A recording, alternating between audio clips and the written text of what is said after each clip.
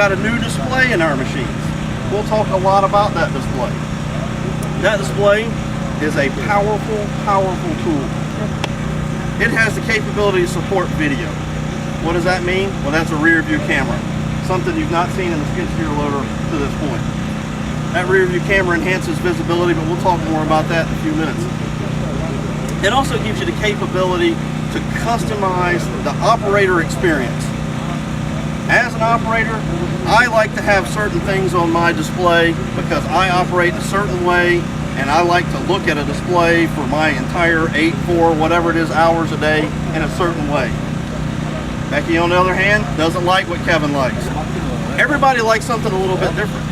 This display has the ability to be configured to each of your up to 50 operators. You can configure this machine with those 11 parameters in that display as you see fit. And when Larry gets in, when Becky gets in, when Frank gets in, everybody gets in, you can type in your code. You can recall your gauge style preference, your background color preference, your language preference. So if you have mixed operator fleets with different language preferences, operators who prefer one versus the other, say a Hispanic driven operator profile, they can recall all those preferences and they can see the display in language. English, Spanish, French, Italian, Portuguese, German. So you can recall that parameter. You have a speed limit parameter. You have a creep control parameter.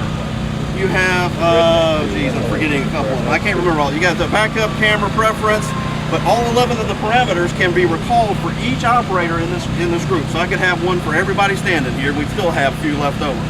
Oh, but wait a minute. Maybe I don't have that many operators. How about if you wanted to do it by application? Suppose you're a landscaper in the summertime. What do you do in the wintertime? Push snow, right? So what about if I wanted to have a code for dirt work or landscaping in the summer and wanted to have a code for snow? What about if I had operators that wanted to have different experience levels, a beginner, an intermediate, and an experienced kind of setting? You could set it up that way. It's almost incomprehensible the ways you can modify this display and utilize it.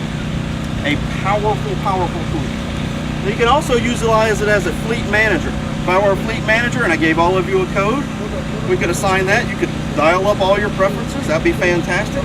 But then I could also go in as the fleet manager and monitor each one of you and see how many hours that you're using the machine, how much fuel you're burning. I could see what the event and diagnostic codes are, if they've been any logged against either one of you. And if there's an issue with the machine, I can see who was logged in as the operator when that occurred. So as a fleet manager, again, a very, very powerful tool. All right. And oh, by the way, that's where the video display for the backup camera shows up as well. So lots of things this monitor does. We're very, very excited about this new tab and the monitor that is accompanying that. We also have a standard display, which we hadn't talked about.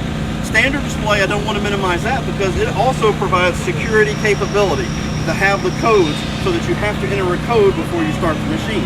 It is a single code system, but it also helps prevent those mystery 15 hours from showing up on your machine over the weekend. Right? You leave it on the job site, you come back and there's 15 hours and there's nobody around. What happened? That single code security system gives you that functionality. If you want to take it to another level, you can get the advanced display and with the camera as an option.